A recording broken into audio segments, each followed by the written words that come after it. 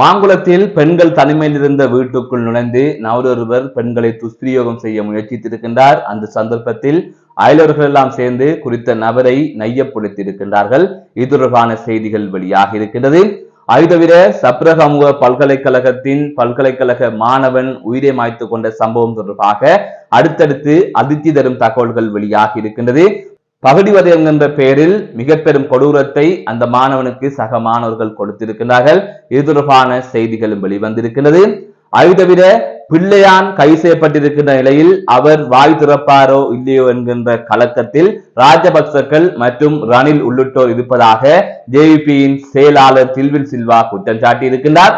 அதனை தாண்டி திருவோணமலையில் இடம்பெற்ற ஒரு சோக சம்பவத்தில் மாமன் மற்றும் மருமகன் ஆகிய இருவரும் உயிரிழந்த சம்பவம் பதிவாகி இருக்கின்றது.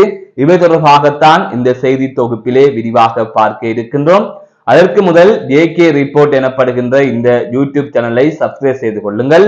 தொடர்ந்து அருகில் இருக்கின்ற பெல் பட்டினை கிளிக் செய்வதன் ஊடாக நான் போடுகின்ற ஒவ்வொரு காணொளிகளையும் நீங்கள் உடனுக்குடன் பார்த்து கொள்ள முடியும். நான் நடராசா ஜெயகாந்தன். தற்பொழுது செய்திகளுக்குள்ளே செல்லலாம். மாங்குளம் பகுதியில் பெண்கள் தனிமையில் இருந்த நிலையில் அந்த வீட்டுக்குள் நுழைந்து பெண்களை துஷ்பிரயோகம் செய்ய முயற்சித்த நபர் தொடர்பாக செய்திகள் வெளியாகி பெரும் அதிர்வலைகளை ஏற்படுத்தியிருக்கின்றது. குறித்த சம்பவம் நேற்றைய தினம் பதிவாகி இருப்பதாக கூறப்படுகின்றது. மாங்குளத்திலே ஒரு வீட்டில் பெண்கள் தனிமையிலே இருந்திருக்கிறார்கள். அந்த சந்தர்ப்பத்தில் அந்த வீட்டில் ஆண்கள் யாரும் இல்லை என்று கூறப்படுகின்றது. இவ்வாறான சூழ்நிலைத்தான் நபரொருவர் அந்த வீட்டுக்குள்ளே அத்துமீறி சென்று அந்த பெண்களை துஷ்பிரயோகம் செய்ய முயற்சித்திருக்கிறார். அப்போது அந்த பெண்கள் அந்த நபரை தடுத்திருக்கின்றார்கள். அந்த சந்தர்ப்பத்தில் கைகலப்பு ஏற்பட்டிருக்கின்றது. இதனைத் தொடர்ந்து அந்த பெண்கள் கூக்குரல் இட்டிருக்கிறார்கள். அயலவர்கள் உடனடியாக குறித்த வீட்டுக்கு சென்று அந்த நபரை மடக்கி பிடித்திருக்கிறார்கள். அதன் தொடர்ச்சியாக அந்த நபரை நையப்புடைத்து கட்டி வைத்திருக்கிறார்கள். அதற்கு பிறகாக இது தொடர்பாக மாங்குளம் போலீசாருக்கு தகவல் வழங்கப்பட்டிருக்கிறது. சம்பவ இடத்திற்கு மாங்குளம் போலீசார் சென்றிருக்கிறார்கள். அப்போது நடந்த விடயங்கள் தொடர்பாக கேட்டறிந்ததன் பின்னர் அந்த நபரை பொறுப்பேற்றிருக்கிறார்கள். இந்நிலையில் குறித்த நபர் தனது உடைமையில் கத்தி வைத்திருந்ததாகவும் தெரிவிக்கப்பட்டிருக்கின்றது. அது தவிர இந்த நபர் யாழ்ப்பாணம் பருத்தித்துறை பகுதியைச் சேர்ந்தவர் என்றும் கண்டறியப்பட்டிருக்கின்றது. இவ்வாறான சூழ்நிலைத்தான் அவர் இப்படியான ஒரு வேலையில் ஈடுபட்டிருப்பதாக கூறப்படுகின்றது. போலீசார் அந்த நபரை பொறுப்பேற்று போலீஸ் நிலையத்திற்கு அழைத்துச் சென்றிருக்கிறார்கள். அடுத்த கட்டமாக மேலதிகமான விசாரணைகளை அவர்கள் மேற்கொண்டு வருவதாக கூறப்படுகின்றது. மற்றொரு செய்தியாக சப்ரகமுக பல்கலைக்கழகத்தின் தொழில்நுட்ப விஞ்ஞான பீடத்தின் 2ஆம் வருட மாணவனான 23 வயதுடைய சரித் தில்சான் எனப்படுகின்ற மாணவன் திடீரென்று உயிரை மாய்த்துக் கொண்டிருந்தார்.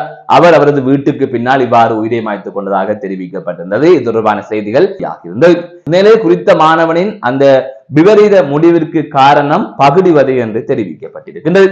இது தொடர்பாக சக மாணவர் ஒருவரால் பல்கலைக்கழகத்தில் முறைப்பாடும் பதிவு செய்யப்பட்டிருக்கின்றது. இந்நிலையில் இந்த விடயம் தொடர்பாக பலரும் தற்பொழுது பேசி வருகின்றார்கள். அதாவது குறித்த மாணவன் மோசமான பகுதிவதைகளுக்கு உள்ளாக்கப்பட்டதாக தெரிவிக்கப்பட்டிருக்கிறது. கடந்த 27ஆம் தேதி இரவு வேளையிலே குறித்த மாணவனை நிர்வாணப்படுத்தி முழங்காலில் நிறுத்தி இருக்கின்றார்கள். நீ அலுமரை நாங்கள் அடிப்போம் என்று சொல்லி அடித்திருக்கின்றார்கள். அது தவிர பல துன்புறுத்தல்களை அந்த மாணவனுக்கு செய்ததாக கூறப்படுகின்றது. இது தொடர்பான தகவலும் ஒரு புறம் வெளியாகிக் கொண்டிருக்கின்றது. அது தவிர கல்வி அமைச்சும் தொடர்பான விசாரணைகளை ஆரம்பித்திருப்பதாக தெரிவிக்கப்பட்டிருக்கிறது. இது தொடர்பான விசாரணைகள் இடம்பெற்றுக் கொண்டிருக்கின்றது. இவ்வாறான சூழ்நிலைத்தான் சப்ரகமுக பல்கலைக்கழகத்தின் உபவேந்தர் இது தொடர்பாக அறிக்கை ஒன்றினை வெளியிட்டிருக்கின்றார். அதிலே தற்பொழுது சப்ரகமுக பல்கலைக்கழகத்தின் தொழில்நுட்ப விஞ்ஞான பீடத்தின் 2ஆம் வருட மாணவர்களுக்கு இணையவழி மூலமாகத்தான் கற்பித்த நடவடிக்கைகள் எல்லாம் மேற்கொள்ளப்பட்டுக் கொண்டிருக்கிறது. அனைவரும் வீட்டில் இருந்துதான் கற்றல் நடவடிக்கையில் ஈடுபட்டு வருகின்றார்கள் என்று அவர் குறிப்பிட்டிருக்கிறார். அது தவிர இவ்வாறுதான் அந்த மாணவனும் வீட்டில் இருந்து கற்பித்து வருவதாகவும் இந்த சூழ்நிலையைத்தான் குறித்த மாணவன் கடந்த 26ஆம் தேதி இவ்வாறு பல்கலைக்கழகத்துக்கு வந்து 27ஆம் தேதி பல்கலைக்கழகத்தில் இடம்பெற்ற புதுவிட கொண்டாட்டத்தில் கலந்து கொண்டதாகவும் தகவல் கிடைத்ததாக அவர் குறிப்பிட்டிருக்கிறார். இந்த சூழ்நிலையில் அவருக்கு இங்கே பல்கலைக்கழக விடுதியில் தங்குவதற்கு அனுமதி இல்லை, அவர்களுக்கு விடுதியும் இல்லை. இந்நிலையில்தான் 3ஆம் வருட மாணவர்களின் விடுதியிலே அவர் தங்கியிருந்ததாக கூறப்படுகிறது. அந்த சந்தர்ப்பத்தில் தான் இவ்வாறு பகுதிவதைகள் இடம்பெற்றிருப்பதாக தெரிவிக்கப்பட்டிருக்கிறது. அதன் தொடர்ச்சியாக குறித்த மாணவன் வீட்டுக்கு சென்று உயிரை மாய்த்துக் கொண்டிருப்பதாக தெரிவிக்கப்பட்டிருக்கின்றது. இந்நிலை சம்பவம் தொடர்பாக சக மாணவன் அளித்த முறைப்பாட்டிற்கு அமைய இது தொடர்பாக விசாரணை செய்வதற்காக 3 பேர் அடங்கிய குழு ஒன்று நியமிக்கப்பட்டிருப்பதாகவும் இது தொடர்பான விசாரணைகள் முன்னெடுக்கப்பட்டு வருவதாகவும் பகுடிவதைதான் இதற்கு காரணம் என்று உறுதிப்படுத்துகின்ற பட்சத்தில் அது தொடர்பாக சட்ட நடவடிக்கைகளை மேற்கொள்வதற்கு பரிந்துரை செய்யப்படும் என்றும் அவர் குறிப்பிட்டிருக்கின்றார். அதை தவிர பகுடிவதைகள் என்பது ஒரு குற்றவியல் குற்றம் என்றும் குறிப்பிடப்பட்டிருக்கின்றது. ஆகையால் இது தொடர்பான விசாரணைகள் சரியான முறையில் முன்னெடுக்கப்பட்டால் தகுந்த தண்டனைகள் கிடைக்கும் என்றும் கூறப்படுகின்றது. இவ்வாறான பல விடயங்கள் தொடர்ந்து பல்கலைக்கழகங்களிலே இடம்பெற்றுக் கொண்டிருக்கின்றது. பகுடிவதை என்கின்ற பெயரிலே சீனியர் மாணவர்கள் ஜூனியர் மாணவர்களை துன்புறுத்தி வருகின்றார்கள்.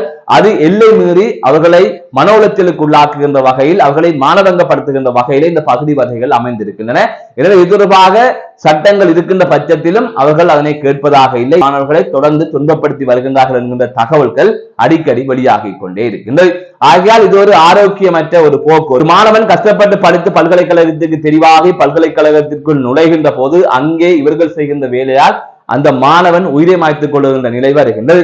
ஆகையால் இது தொடர்பாக தொடர்ந்து பல எச்சரிக்கைகள் விடுக்கப்பட்டாலும் அது நிறுத்தப்படுவதாக இல்லை. இது தொடர்பாக இதில் ஈடுபடுகின்ற மாணவர்களுக்கு கடுமையான தண்டனை வழங்க வேண்டும் என்றும் பலர் குரல் எழுப்பி வருகின்றனர். மற்றொரு செய்தியாக புள்ளையான் கைதாகி இருக்கின்ற நிலையில் ராஜபக்சக்கள் மற்றும் ரணில் உள்ளிட்டோர் கதிகலக்கத்தில் இருப்பதாக ஜேவிபியின் பொதுச் செயலாளர் டில்வின் சில்வா தெரிவித்திருக்கின்றார்.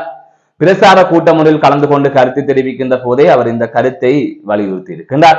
அதாவது புள்ளியானவர்கள் ஒரு பேராசிரியர் கடத்தப்பட்டமை தொடர்பாக கைது செய்யப்பட்டு தற்பொழுது தடுத்து வைக்கப்பட்டிருக்கின்றார்.